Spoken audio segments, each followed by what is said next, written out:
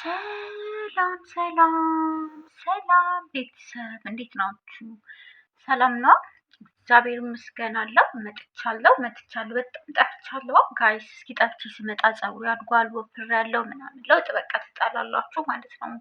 በጣም ጠፍቻለሁ። አይ ነው ጋይስ፣ ትንሽ አልመቻችልኝ ብሎ ነበረ እና አሁን ግን መጥቻለሁ በሰፊው ማለት ነው ጋይስ። እንማማራለን። እምትጠሉኝ አንቺ ባለጌ፣ አንቺ አሳደገ ይበደልሽ፣ አንቺ ጋጥ ወጥ ምናምን የምትሉት ቀጥሉ ስድባችሁ። እኔ ደግሞ ከማውራት ወደኋላ አልለም ማለት ነው። ምክንያቱም ብዙ ወንድሞቼ ብዙ እህቶቼ የሚማሩ ያው ስፔሻሊ የምጠሉኝ ማለት ነው። የምጠሉኝ ሴቶች ናቸው። ወንዶች እንኳን ይጠሉኛል ብዬ አላስብም።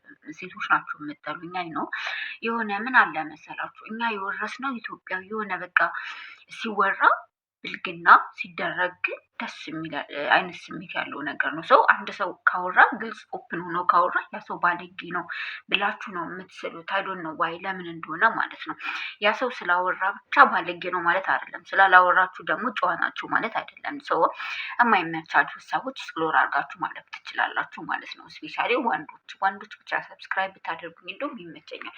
ሴቶች ባታደርጉኝ ራሱ ማለት ነው። ኤኒዌይስ ግን ዌልካም ብለናል በድጋሚ እንኳን በሰላም ወደ ሀኒዱ ሰላም መጣችሁ። አዲስ የሆናችሁ ሰብስክራይብ በማድረግ ነባር የነበራችሁ ደግሞ ላይክ፣ ሼር፣ ኮሜንት ማድረጋችሁን እንዳትረሱ።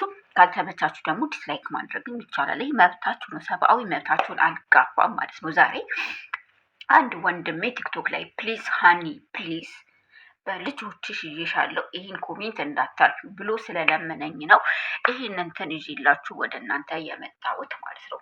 ወንድ ሀኒ ብልቴ በጣም ጥንጥዬ ነች። ይቺን ነው የምታክለው፣ የማርያምን ጣት ነው የምታክለው። እና በጣም ግራ ተጋባው። አንዳንዶችን ስጠይቃቸው አንተ ባለጌ አላቅልህ ምናምን ብለው ሙድ ይዙብኛል፣ ይሰድቡኛል ምናምን። አንቺ ደግሞ እንደዚህ አይነት ነገር ኦፕን ሆነች ስለምታወሪ ከአንቺ ትንሽ መፍትሄ ላገኝ ይችላለሁ ብዬ ነው የመጣሁት ብሎ እንትን ብሎልኛል። እና ደግሞ ሰርች አድርጌ ማየት ነበር የሆነ ዩቱብ ላይ ጎግል ላይ ምናምን። እስኪ ትንሽ ከጠቀመህ እንትን ልበልህ ማለት ነው። በነገራችን ላይ ያው እኛ ሀበሾች ብቻ ሳንሆን ማንኛውም ሴት ትልቅ እቃ ትወዳለች። እኔ በጣም ትልቅ እቃ ይመቸኛል፣ እወዳለሁ። ለምን ዋሻለሁ? ለምን ሽሚዝ ትልቅ እቃ በቃ ውስጤ ነው። ትልቅ እቃ ይመቸኛል ምናምን ማለት ነው። አጭር እቃ ሲጀምር ለምንም አይሆንም። ጋይስ ለማስወለድ ራሱ እኮ አይሆንም። ታውቃላችሁ? አጭር እቃ ያላቸው ወንዶች ከስንት አንድ ነው እንጂ የሚወልዱት አይወልዱም ጋይስ። ምክንያቱም ውስጥ ካልገባ ትርጉም የለውም ማለት ነው። እና ትንሽ የሚያረዝም ነገር ትንሽ ሰርች አድርጌ እያዩኝ ነበረ። እና እቃችሁ ተለቅ የሚል ወይም ደግሞ ቅጥን ብሎባችሁ ፋፋ እንዲልላችሁ ለምትፈልጉ 5 ነገሮች ይዤላችሁ መጥቻለሁ። አንደኛ እንደተለመደው ሆስፒታል ሂዶ ቼክ መደረግ ነው። ሆስፒታል ሄዳችሁ ቼክ መደረግ ትችላላችሁ። የተለያዩ ቫይታሚኖችን ይሰጧቸዋል። በሱም እቃችሁ የመተለቅ የመወፈር እድል ሊኖረው ይችላል ማለት ነው። ሁለተኛ ደግሞ ስፖርት ጋይስ፣ ለወንድ ልጅ ስፖርት ኢቨን እንኳን ማለት ነው ለአልጋ ላይ ጨዋታ እንኳን ስፖርት ግድና ግዴታ ነው።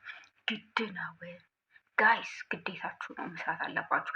እና ስፖርት በምትሰሩ ሰዓት ሁሉ ሰውነታችሁ አይደለም የሚፋፋው እንትን የሚለው የሚጠነክረው ምናምን ሰው ያኛው ብልታችሁ የመርዘም የመወፈር እድል ይኖረዋል ማለት ነው። እና ሁለተኛ ደግሞ ፍራፍሬ አብዝታችሁ ተጠቀሙ ጋይስ። ወንዶች ፍራፍሬ ለምሳሌ እንደ አፕል ሊሆን ይችላል፣ እንደ ብሉቤሪ ሊሆን ይችላል፣ እንደ ስትሮበሪ ሊሆን ይችላል።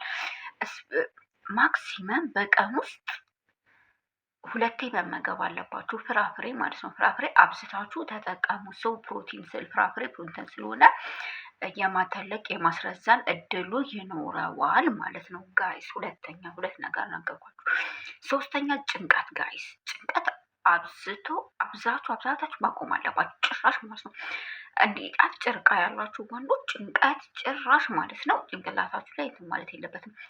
የሆነ የሚያስጨንቅ ነገር እንኳን እንትን ጭንቅላታችሁ ላይ ቢመጣ ኖ ማለት አለባችሁ። ኖ ማለት አለባችሁ።